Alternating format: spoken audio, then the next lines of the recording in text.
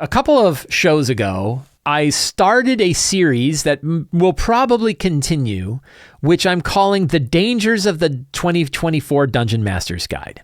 The 2024 Dungeon Master's Guide, which came out about a month ago at this point, is really clearly built for new dungeon masters to understand what a D&D game is, what their role in it is, what the role of the players are, how it plays out, how to prep sessions, how to run games, and all the different kind of tools that they might need in order to run their games. Way more so than the 2014 Dungeon Master's Guide. The 2024 Dungeon Master's Guide is a good primer for players, or for new players of the game, to understand what game mastering is like, what dungeon mastering is like. And it seems like that should be the right place to do it, because it's almost certainly going to be the most popular Dungeon Master's Guide ever put out. I mean, the 2014 one has sold a lot, so they'll have to eclipse those sales, but I wouldn't be surprised if they do. And so the idea that it's the second most popular Dungeon Master's Guide next to the 2014 Dungeon Master's Guide, they're both very popular. So I think it's very clear that it is tuned for new dungeon masters, and that new dungeon masters are most likely to pick up that Game Master's Guide before they pick up any other. I think that those are both safe statements. And I think it's very good at teaching new dungeon masters a lot of the basics of running D&D. There's also a lot more to learn, and there's a lot of other material you can get from other books that can help you on your dungeon master experience and your path of dungeon mastering. But it is a really good start. However, a couple of places of that book have things that they do or that they say that I think are clearly going to be trouble for DMs who embrace them. A couple of weeks ago, I picked on crafting as one of the things that the crafting system in there is a very dangerous crafting system. And today we're going to look at one of the new magic items that they included and why they could have been fantastic, and instead they blew it because of one design thing that they made. And those magic items, I believe that if those magic items drop into your campaign, if you decide to add those magic items to your campaign, you're going to regret it. You're very likely to regret it. And you will almost certainly regret it if you let players build those magic items, because they are going to completely tune their character around a particular magic item. And that is the idea of these Enspelled items. So we're going to look at Enspelled items. But first, I want to give you a quote, because the reason why I'm talking about this was a quote from one of our fine patrons of Sly Flourish, John M., who brought this up in our Discord server. And he gave me permission to quote this for the show today. And the quote is, John M. says, "I know that Mike recently talked about my magic item creation rules in D&D 2024. Has anyone really taken a look at it? In general, I try to be the whatever makes you happy will make it work DM. I have one player in particular that I've played with for about 15 years now, and they're always good at finding the edge combos that really push the power curve. So I know that I usually need to pay more attention when they mention wanting to do something. So for this latest campaign, they wanted to be a master crafter, which at first I was thinking about all the new specifics of artisan tools in the PHP 2024. But no, really they just wanted to make up their own magic items. So that's when I had to dig into it. All uncommon magic items cost 400 gold pieces, so they could be crafted for 200 gold pieces. And of course, my player was mostly interested in making items with the 7 charges of the shield spell built in for 200 gold pieces. It's actually 6 charges, but slight correction. I believe the Enspelled items, I think, are what they're talking about, and it was 6 charges. But 6 charges of the shield spell built in for 200 gold pieces, and giving those to all the other characters. My games tend to be a decent mix of exploration, social, and combat, so frequently we only have 1 to 2 combats between long rests, so those magic items would have meant plus 5 AC to all characters for most all combats for 200 gold each. Thankfully, the player ultimately agreed that magic item creation would not be a good concept for creating a full game for all, myself included. Definitely watch out for that part of the DMG. After that, I started looking towards other systems, and Tales of the Valiant magic item pricing seems way more reasonable. I would say that even the Trials and Treasure magic item costs and crafting system from Level Up Advanced 5e is better than both of those. I think it really works. So what's funny is this is really 3 broken things happening at once, in my opinion. Broken, and I know, don't email me about, Shield is totally fine. I don't know why you'd hate Shield. But it's always funny that people seem to really lean towards Shield when it comes to spells that you want to put in whatever magic item you've got. Oh, bring a spell story and you can put anything. I'm going to put Shield in it. 3 copies of Shield. So there's 3 things going on here. One is the magic item crafting rules in the 2024 Dungeon Master's Guide is not great because it's too cheap and takes too little time in order to build it. Maybe if you increase the amount of money by 10 times, it would be good. And even then, as I talked about in my previous show, the number one thing you want to do with the crafting system is make sure that any magic item they want to create requires a special component to create that's really hard to find, and treat that component as though it was the magic item, which means that put it at the end of a big quest. They have to go explore a big dungeon. They have to go negotiate with demons from the Forbidden Zone, whatever. But you don't want them to be able to say, I'm going to make Wands of Magic Missile all day, every day, and I'm just going to have tons of Wands of Magic Missile.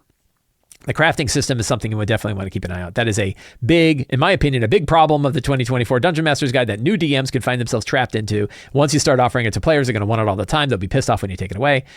But then we come to Enspelled weapons. So let's take a look. Let's take a look at Enspelled weapons. So there are 3 types of Enspelled weapons that are available or Enspelled items that are available in the 2024 Dungeon Master's Guide. Enspelled staves, Enspelled armor, and Enspelled weapons.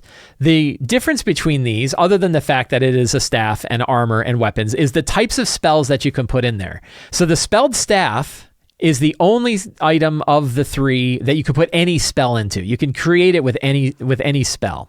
The Enspelled armor only allows for abjuration and illusion, but shield is included in that, which means you can make Enspelled armor that has shield in there. And the Enspelled weapon is available only to put in conjuration, divination, evocation, necromancy, and transmutation magic in it. So you can't put shield on an Enspelled weapon. These items would be absolutely fantastic, except for one thing. And that one thing is that they have 6 charges. 6 charges of a spell is way too many charges. For most sessions in most games, that means that a character could probably do that anytime that they want. If you think about the number of total actions a character gets in combat, depending on how many battles you have, they probably don't get all that many. And if they have a single item that has 6 charges, that means they could do that maybe half the time. In some cases, maybe all of the time. It's not enough of a limitation, and it didn't need to be this way. One of the things that kind of irritates me is it's so easy to make this thing good. And the way to make it good is it only works once per day. That if you put a spell on here, and if you limit this from 6 a day to once a day, way better. And all we have to do is look at Baldur's Gate 3. Baldur's Gate 3 does this all over the place. All the items that you get, many of the items you get, have a special ability to use it once per long rest, where it fires it off and off it goes. And that works so much better because now you're giving an item to them that has a powerful spell on it, even a shield, right? My loathed shield spell. Let's say you get a breastplate, a special breastplate that's blessed by a particular god that lets you cast shield. It only lets you cast it once, which means for one round and throughout your whole day, you get shield for free. One time. Way better than having it 6 times. Imagine being able to cast shield 6 times. And in some cases, it's not even just shield, it's other spells. In this case, if you take this staff and you put fireball on it, it's an uncommon spell, or it's a rare spell, but you can cast it 6 times, right? Who wouldn't want to cast fireball 6 times?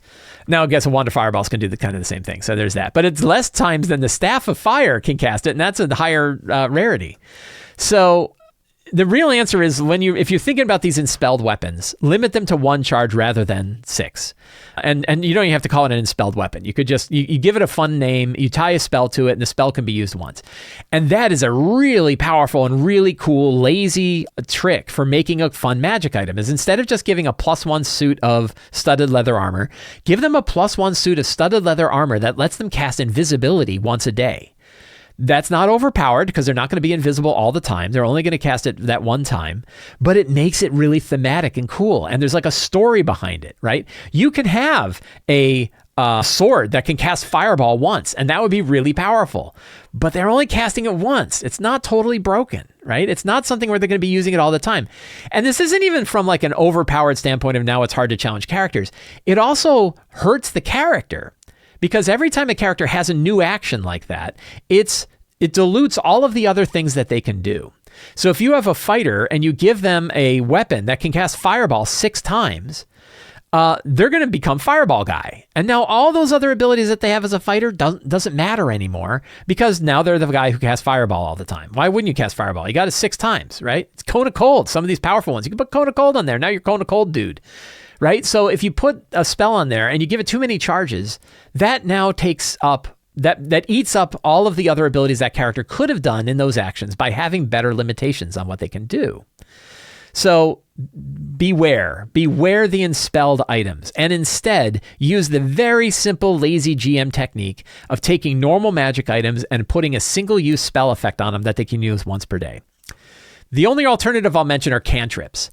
It can be very cool to put a cantrip on a magic item that they can do whenever they want. Because cantrips are intended to be used whenever they want, it's really not overpowering to give a character an item. And the one I was talking about with Michelle today was like a gauntlet. Let's say you have a special gauntlet that a character can wear that casts Firebolt. It's sort of like Boba Fett's rocket gauntlet.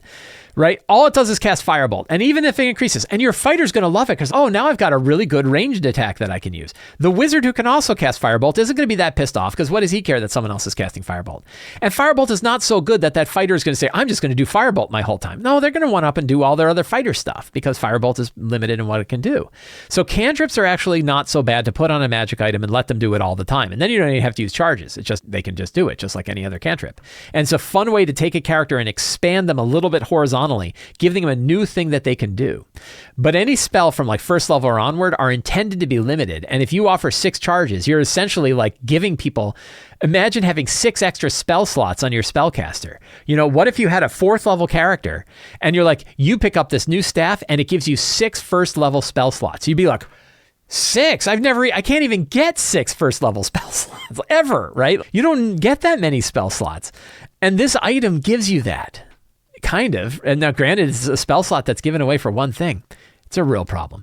So it's a real bummer because this was a simple thing to do. And the simple thing to do was just have the spell infused items where they can do the spell 1 time per day instead of 6 times per day. So it's a very easy fix. You can almost treat these items exactly as they are, only reduce it to a single charge that recharges on long rests, and everything works fine.